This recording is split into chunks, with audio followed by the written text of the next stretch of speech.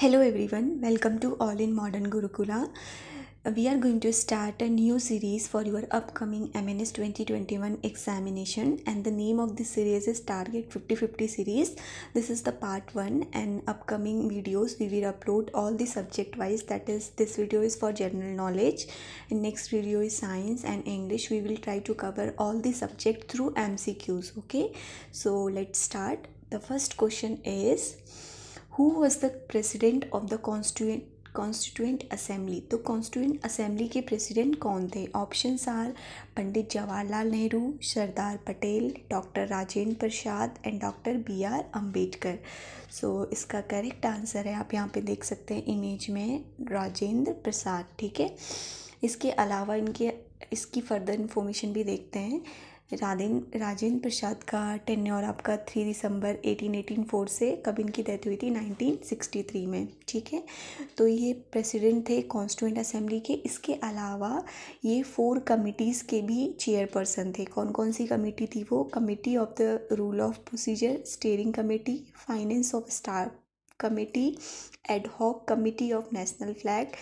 और ये आपके इनके अलावा इसकी इन्फॉर्मेशन, ये फर्स्ट प्रेसिडेंट ऑफ इंडिया थे. तो ये क्वेश्चन में बहुत सारे एग्जाम में पूछा जाता है. उसके बाद पहले जिनको भारत रत्न मिला था, उसके अलावा the longest serving president as the only president to serve 2 term in the office. ठीक है, 2 बार जिन्होंने पहले सर्व किया था वो यही थे. ठीक है, तो इतनी सारी इन्फॉर्मेशन इनके बारे में याद करनी है. नेक्स्ट क्वेश्चन, द जज of supreme court retire at the age of. ठीक है, अब यहाँ पे इस क्वेश्चन का करेक्ट आंसर है आपका बी, दैट इज 65 ईयर. अब इसके अलावा कुछ हम लोग इन्फॉर्मेशंस देख लेते हैं.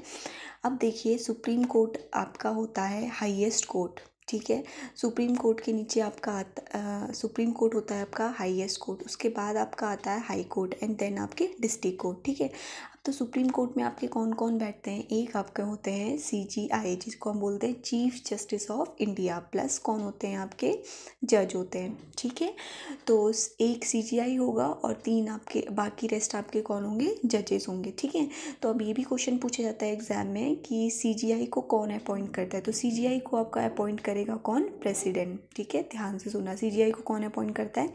प्रेसिडेंट. और जो जज हैं इनको कौन अपॉइंट करता है? इनको CJI प्लस प्रेसिडेंट दोनों मिलके सारे जजेस को अपॉइंट करते हैं. ठीक है, तो आप लोग मुझे बताएंगे अभी प्रेजेंट में कितने हैं सुप्रीम कोर्ट में जज वगैरह. ठीक है, अभी रिसेंटली चेंज हुआ है 30. और अभी एक और चीज़, हमारे नए CJI अभी ओथ लिया है इन्होंने 24 अप्रैल को. इनका नाम भी आप लोग बताएंगे कि कौन है. ठीक है, अब इसमें एक चीज़ और याद रखेंगे, प्रेसिडेंट को कौन ओथ दिलाता है? CJI. ठीक है, ये रिवर्स है, CJI को प्रेसिडेंट, प्रेसिडेंट को CJI. तो ये सारी फर्दर इन्फॉर्मेशन भी इस क्वेश्चन से रिलेटेड आपको याद रखनी है. 65 ईयर्स यहाँ पे. अच्छा, ये तो मैक्सिमम टेन्योर हो गया कि इतने साल तक वो सर्व कर सकते हैं. तो यहाँ पे कोई मिनिमम टेन्योर भी होता है कि इतने साल तक ही रहेंगे? तो यहाँ पे देखिए, मिनिमम टेन्योर नहीं दिया गया है, कुछ भी मिनिमम टेन्योर नहीं है. मतलब आपको ये नहीं है कि आप इतने साल तक ही ये कर सकते हैं, ये सब नहीं होता है. ठीक है, मतलब मिनिमम टेन्योर का मतलब है कि कितनी आपको एज चाहिए आपको एज ए सुप्रीम कोर्ट का जज बनने के लिए. तो एज नहीं है यहाँ पे, आपकी क्वालिफिकेशन है. ठीक है, तो क्वालिफिकेशन के बेस पे यहाँ पे सिलेक्शन होता है, तो इसलिए मिनिमम एज नहीं है. मैक्सिमम एज कितनी है? 65 ईयर. तो ये सारी इन्फॉर्मेशन भी आपको याद रखनी है. Next question, For the election of President of India, a citizen should have completed the age of. कितने साल की एज कंप्लीट होनी चाहिए? बहुत इंपॉर्टेंट है, बहुत सारे एग्जाम्स में पूछा जाता है. 25 ईयर, 30 ईयर्स, 35 ईयर्स और 18 ईयर्स. तो इसका करेक्ट आंसर है आपका 30 ईयर्स. ठीक है, 18 ईयर्स के लिए हम लोग एलिजिबल होते हैं वोट देने के लिए, है ना. हम लोग जाते हैं वोट देने के लिए 18 साल के बाद. 25 साल के बाद आप लोकसभा में जा सकते हैं. ठीक है, अब प्रेसिडेंट के बारे में कुछ इन्फॉर्मेशन देख लेते हैं. प्रेसिडेंट जो होता है आपका, ये फर्स्ट सिटीजन ऑफ इंडिया भी होता है. ठीक है, तो बहुत सारे एग्जाम में पूछा जाता है कि फर्स्ट सिटीजन ऑफ इंडिया कौन होता है? तो कौन होते हैं? आपके प्रेसिडेंट. ठीक है, इसके अलावा फर्स्ट फीमेल प्रेसिडेंट कौन थी? श्रीमती प्रतिभा देवी पाटिल. ठीक है, और अभी हमारे प्रेजेंट में प्रेसिडेंट कौन है? रामनाथ कोविंद. और फर्स्ट प्रेसिडेंट कौन थे? देखिए, एग्जाम में जो पूछते हैं ना आपके, एक मैं आपको थोड़ा सा ओवरव्यू दे देती हूँ कि एग्जाम में किस तरीके से क्वेश्चन पूछे जाते हैं, ताकि जब भी आप लोग पढ़ाई करें तो उसी अकॉर्डिंग पढ़ें. देखिए, या तो हमेशा एग्जाम में फर्स्ट पूछेगा, ठीक है। क्या पूछेगा आपसे एग्जाम में हमेशा? फर्स्ट प्रेसिडेंट पूछेगा, या आपसे कौन सा पूछेगा? रिसेंट में पूछेगा, या आपसे कौन पूछेगा? फर्स्ट फीमेल है कोई, या किसी ने कोई थोड़ा सा एक्सेप्शनल अलग से किया है तो वो पूछता है, ठीक है। तो फर्स्ट कौन थे? अभी हमने देखा राजेंद्र प्रसाद, है ना। और रिसेंट में कौन है? रामनाथ कोविंद जी। और फर्स्ट फीमेल कौन थी? श्रीमती प्रतिभा देवी सिंह पाटिल, ठीक है। तो ये सारी इन्फॉर्मेशन भी याद रखनी है। अभी हमने एक क्वेश्चन और देखा था, प्रेसिडेंट को ओथ कौन दिलाएगा? CGI, ठीक है। नेक्स्ट क्वेश्चन पे मूव करते हैं। Who was the founder of servant of India society? Servant of India society के फाउंडर कौन थे? JK गोखले, MG रनाडे, बाल गंगाधर तिलक, बिपिन चंद्र पाल। तो इसका करेक्ट आंसर है आपका D, that is Bipin Chandra Pal. लाल पाल पाल आप लोग हिस्ट्री में पढ़ते होंगे, दो आपके वो बनते हैं एक्सट्रीमिस्ट, और दूसरी कौन से बनते हैं? मॉडरेट, जिनको हम लोग बोलते हैं गरम दल और नरम दल, ठीक है। तो वहाँ पे है ये, आप लोग वहाँ पे इसको लिंक करना है इस क्वेश्चन को, तो आपको ज़्यादा अच्छे से समझ में आएगा।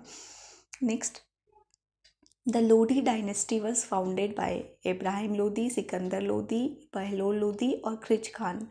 तो इसका करेक्ट आंसर है आपका C, that is Bahlol Lodhi, ठीक है। अब लोधी डायनेस्टी क्या थी देखेंगे अगर आप लोग, तो दिल्ली सल्तनत, आपको मैं एक बार बता देती हूँ। दिल्ली सल्तनत, जब हमारे इसमें मिडाइवल हिस्ट्री शुरू होती है तो मुस्लिम्स का इन्वेजन होता है, ठीक है। तो मुस्लिम्स का इन्वेजन होता है तो उस समय पे आपका कुतुबुद्दीन ऐबक आपका स्लेव था, जिसको यहाँ छोड़ के चला गया था, गौरी का स्लेव था। तो फिर कुतुबुद्दीन ऐबक ने आपका क्या फाउंड किया था? दिल्ली सल्तनत, ठीक है। तो दिल्ली सल्तनत के अंदर आपकी 5 डायनेस्टीज आती हैं, ठीक है। उसमें कौन कौन सी आती है? सैयद, उसके बाद आपकी सैयद लोधी इब्राहिम, सैयद लोधी इब्राहिम, ये सारी की सारी इसके अंदर आपकी 5 डायनेस्टीज़ आती हैं। टोटल इसके अंदर आपकी 5 डायनेस्टीज़ आती हैं। मैं आपको एक मिनट बता देती हूँ कौन कौन सी हैं, थोड़ा सा यहाँ पे देखेंगे। 5 डायनेस्टीज़ कौन कौन सी थी? सबसे पहले आपकी आती है सैयद, फिर उसके बाद खिलजी, फिर उसके बाद आपकी आती है तुगलक, फिर लोधी, एंड एक स्लेव, ठीक है। ये उल्टा हो गया, स्लेव, खिलजी, तुगलक, सैयद, और लास्ट डायनेस्टी आपकी कौन सी थी? लोधी डायनेस्टी, ठीक है। तो लोधी डायनेस्टी के बाद आपका कौन शुरू हो जाता है? मुगल शुरू हो जाते हैं, क्योंकि यहाँ पे आपकी बाबर और इब्राहिम लोधी, आपका लास्ट जो इब्राहिम लोधी जो था, ये लास्ट रूलर था किसका? लोधी डायनेस्टी का, ठीक है। तो यहाँ पे बाबर, इसके बाद आपका बाबर आ जाता है। तो बाबर और इब्राहिम लोधी के बीच में आपका बैटल ऑफ पानीपत होती है, ठीक है। तो उसके बाद यहाँ पे मुगल्स का रूल शुरू हो जाता है। ये बाबर, अकबर, हुमायूं, ये सब तो आपने पढ़ा होगा। बाबर का बेटा हुमायूं, हुमायूं का बेटा अकबर, है ना, अकबर का बेटा शाहजहां। तो वो सारा किस में आ जाता है? मुगल डायनेस्टी में आ जाता है। तो यहाँ पे हमसे क्वेश्चन क्या पूछा है कि लोधी डायनेस्टी किसने फाउंड करी थी? तो लोधी डायनेस्टी जिसने फाउंड करी थी वो थे बहलोल लोधी, ठीक है। और लास्ट रूलर थे वो कौन थे? इब्राहिम लोधी, ठीक है। Next question, Harshavardhana was defeated by, इसका करेक्ट आंसर है आपका B, पुलसुक्रीन II। इसके बारे में एक और चीज़ याद रखना है, लास्ट रूलर था ये एंशियंट हिस्ट्री का, ठीक है। इसके बाद मुस्लिम्स आना शुरू हो जाते हैं। Next question, which governor general is associated with the doctrine of lapse? Doctrine of lapse क्या था आपका कि ये एक ब्रिटिशर्स ने एक ट्रीटी करी थी, जो भी टेरिटरी या एरिया आपका जिसका कोई हेरिडिटरी किंग नहीं है, मतलब सॉरी उसका कोई आगे वंशज नहीं है, तो उसको ब्रिटिशर्स अपने अंदर में कर लेते थे। जैसे अगर आप लोगों ने झांसी की रानी वाला देखा होगा, तो उसमें क्या था कि बार बार ब्रिटिशर्स उसके बच्चे को मारना चाहते थे। क्यों? क्योंकि उसमें एक ट्रीटी थी कि जिस भी टेरिटरी के अंदर कोई किंग का आगे वाला वंशज नहीं है, हेरिडिटरी या कोई किंग नहीं है, तो वो टेरिटरी ब्रिटिशर्स के अंदर हो जाएगी। तो ये कौन लेकर आए थे? Lord Dalhousie. Next, mention the place where the Buddha attend the enlightenment. अब बुद्धा का बहुत ज़्यादा रोल है, देखेंगे आप अगर आप एंशियंट हिस्ट्री में, बुद्धिज़्म से रिलेटेड है पूरा। तो अब इसमें ये पूछा है कि कहाँ पे उनको इनलाइटमेंट का मतलब क्या होता है कि उनको आत्मज्ञान जहाँ पे प्राप्त हुआ था, तो वो कौन सी प्लेस थी? तो उसका करेक्ट आंसर है आपका बोध गया। ये कहाँ पर है? अभी ये बिहार में है, ठीक है। तो ये सारी चीज़ें बुद्धा के बारे में याद रखनी है, बुद्धा इंपॉर्टेंट है आपके, इसमें से पूछ देते हैं questions. Next, the editor of young India and Harijan words, इसके एडिटर कौन थे आपके? नेहरू, अंबेडकर, महात्मा गांधी, सुभाष चंद्र बोस। हरिजन और यंग इंडिया के एडिटर हमेशा याद रखना है महात्मा गांधी थे, ठीक है। महात्मा गांधी ने भी हरिजन समाज को अपलिफ्टमेंट के लिए बहुत सारे काम्स किए थे, अंबेडकर के अलावा, ठीक है। तो इन्होंने एक एडिटर इनका पब्लिश होता था, उसमें उसके वो थे Mahatma Gandhi. Next, who of the following attended all the 3 round table conference. देखिए 3 राउंड टेबल कॉन्फ्रेंस हुई थी आपकी ब्रिटिशर्स और इंडियन के बीच में। तीनों की तीनों आपकी ये क्वेश्चन भी पूछा जाता है प्लेस कहाँ पर हुई थी, तो तीनों की तीनों लंदन में हुई थी। ठीक है, तो कौन सा था जिसने सारे राउंड टेबल कॉन्फ्रेंस को अटेंड किया था। ठीक है, तो इसका करेक्ट आंसर है आपका ए, BR Ambedkar. Next, the land of maximum biodiversity is. अब कहाँ पे सबसे ज़्यादा बायोडाइवर्सिटी होगी। अब ये देखिए ये आपका पूरा अर्थ है। ठीक है, तो यहाँ पे आपका सन है। आप खुद सोचिए पोलर वाले रीजन में तो होगी नहीं ना, क्योंकि पोलर में तो हर कोई अपना सर्वाइव नहीं कर सकता। यहाँ पे तो ठंडे प्लांट या ठंडे जो आपके एनिमल जो उस क्लाइमेटिक कंडीशन में रह सकते हैं वही सर्वाइव करेंगे ना, तो यानी कि पोलर रीजन में तो नहीं होगी। ठीक है, तो अब ये सन के एरिया वाला इधर वाला जो एरिया होता है इसको हम लोग बोलते हैं ट्रॉपिकल जोन। ठीक है, इससे ऊपर जाएंगे तो आपका क्या शुरू होगा, टेम्परेट जोन। अर्थ की सन की वजह से अर्थ में 3 डिफरेंट जोन्स बनते हैं। Number 1 is tropical, number 2 is temperate and last 1 is polar. ठीक है, तो सबसे ज़्यादा बायोडाइवर्सिटी जो मिलेगी वो कहाँ पे मिलेगी, इस वाले एरिया में मिलेगी। क्यों, क्योंकि यहाँ पे डिफरेंट वेराइटी के प्लांट जो हैं वो सर्वाइव कर जाते हैं। तो करेक्ट आंसर इसका क्या होगा, ए, दैट इज़ ट्रॉपिकल। ठीक है, ट्रॉपिकल के ऊपर आता है आपका टेम्परेट, मॉनसूरन कोई नहीं है, इक्वेटोरियल आपका इक्वेटर के पास वाले रीजन की बात कर रहे हैं। ठीक है, तो इक्वेटोरियल के पास वाले रीजन में इतनी बायोडाइवर्सिटी नहीं हो पाती क्योंकि सन की इंटेंसिटी की हीट वहाँ पे बहुत ज़्यादा होती है। ठीक है, आई होप ये क्लियर होगा। नेक्स्ट क्वेश्चन पे मूव करते हैं। Indian standard time relates to, कौन सा इसमें स्टैंडर्ड टाइम है। अब आप लोग देखेंगे लॉन्गिट्यूड यहाँ पे बोला है। अब जब हम अर्थ की बात करते हैं तो ये देखेंगे अर्थ में 2 टाइप की इमेजिनरी लाइन होती हैं। एक होती हैं लेटीवी लाइन जिनको हम बोलते हैं लैटीट्यूड, एक होती हैं खड़ी लाइन जिनको हम बोलते हैं लॉन्गिट्यूड। ठीक है, तो 0 डिग्री लैटीट्यूड को हम बोलते हैं इक्वेटर। ध्यान से समझना कंसेप्ट, 0 डिग्री लैटीट्यूड को हम क्या बोलते हैं, इक्वेटर। और 0 डिग्री लॉन्गिट्यूड को हम क्या बोलते हैं, GMT, ग्रीनविच मीन टाइम। ठीक है, अब इंडिया का पूछा है कि इंडिया का कौन सा स्टैंडर्ड टाइम है, इसमें से कौन सी लाइन है जो इंडिया को वो करती है। तो इसका करेक्ट आंसर है आपका 82.5 डिग्री। ठीक है, अब आप लोग मुझे आंसर एक चीज़ बताएंगे कि इंडिया के कितने स्टेट से होके जाती है, दोनों बताएंगे। जो हमारी लैटीट्यूड लाइन जो हमको क्रॉस करती है उसका नाम है ट्रॉपिक ऑफ कैंसर। ठीक है, तो एग्जाम में पूछा जाता है ट्रॉपिक ऑफ कैंसर कौन सी लाइन इंडिया को क्रॉस करती है, तो इंडिया को ट्रॉपिक ऑफ कैंसर करती है। अब कितने स्टेट से करती है वो आप लोग बताएंगे, थोड़ा सा रिसर्च करेंगे, मैप को देखेंगे। ठीक है, उसके अलावा दूसरा कौन सा बताएंगे मुझे, लॉन्गिट्यूड। लॉन्गिट्यूड ये वाली लाइन है ना, तो लॉन्गिट्यूड में कौन सी लाइन इंडिया को पास करी है, 82.5। ठीक है, जिसको हम लोग बोलते हैं IST, इंडियन स्टैंडर्ड टाइम। ये कितने स्टेट से होकर जाती है, दोनों का आंसर आपको कमेंट बॉक्स में देना है। Next, which is the second nearest star to the earth after the sun. Sun आपको पता है ना, प्लैनेट नहीं है, ये आपका क्या है, स्टार है। ठीक है, तो सबसे नियरेस्ट स्टार तो हमारा सन है। इसके अलावा हमसे पूछा है सेकेंड नियरेस्ट पूछा है। ठीक है, तो इसका करेक्ट आंसर है आपका Proxima Centauri.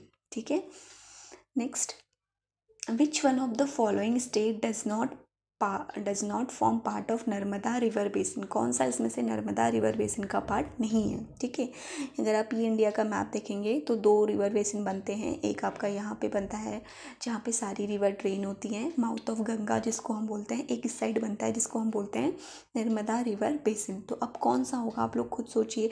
Rajasthan, not a part पूछा है ना, तो कौन सा है, राजस्थान। क्योंकि राजस्थान में आपकी एक ही रिवर फ्लो करती है, जिसका मतलब मेनली एक ही रिवर है वहाँ पे जो लूनी है, जो कैसी है, इनलैंड है। इनलैंड का मतलब क्या होता है, ऐसी रिवर जो लैंड में ही ओरिजिनेट होती है और लैंड में ही ख़त्म हो जाती है। ठीक है, तो इसका करेक्ट आंसर है आपका B. Next, river Indus originate from Hindu Kush range, Himalayan range, Karakoram range and Kailash range. तो इसका करेक्ट आंसर है आपका D, that is Kailash range. अब इसके बारे में थोड़ा सा समझ लेते हैं। कैलाश रेंज इधर है आपका। ठीक है, तो यहाँ से ये ऑरिजिनेट होती है, इस तरीके से पूरा आपका जाती है। ठीक है, तो कहाँ जाती है, पूरा पाकिस्तान की लॉन्गेस्ट रिवर है। ठीक है, अब इसकी ट्रिब्यूटरीज हैं झेलम, चिनाब, रावी, ब्यास और सतलज। तो कैसे याद रख सकते हैं, JCB, झेलम, चिनाब, ब्यास और RS ऐसे रख देना है, रावी और सतलज। ठीक है, तो ये सारी ट्रिब्यूटरीज के बारे में भी याद रखना है। ट्रिब्यूटरीज क्या होती हैं, जैसे एक मेन रिवर है उसी के जो पार्ट्स होते हैं उसको हम बोलते हैं tributaries. Okay, next, the Konark the Konkan railway connects Goa Mangaluru, Roha Mangaluru, Kanyakumari Mangalore and Kanyakumari Mumbai. तो इसका करेक्ट आंसर है आपका B. Next, which is the largest living birds on earth? कौन सा है आपका? EMU, ऑस्ट्रिक, ये तो सबको पता होगा. The correct answer is B.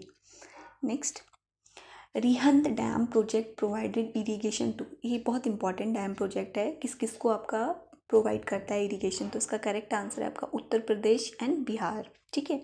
Next, which is the longest irrigation canal in India? Sirhind canal, Yamuna canal, Indira Gandhi canal, east Kosi canal. So the correct answer is C, that is Indira Gandhi canal. बहुत इंपॉर्टेंट कैनाल है ये. And the last question for today session is Loktak is valley, lake, river और mountain range. ये आपका लोकटक के बारे में एक और खासियत है कि ये रामसर की साइड भी है. तो इसका करेक्ट आंसर है आपका, ये क्या है आपकी, एक लेक है. ओके. तो आई होप आपको ये क्वेश्चन समझ में आए होंगे. नेक्स्ट सीरीज़ में मैं सून आपकी अपलोड करूँगी एंड आपको फुल मॉक टेस्ट भी प्रोवाइड करूँगी. आप लोग टेंशन मत लीजिए. तब तक आप लोग पढ़ाई करिए. God bless you. Thank you.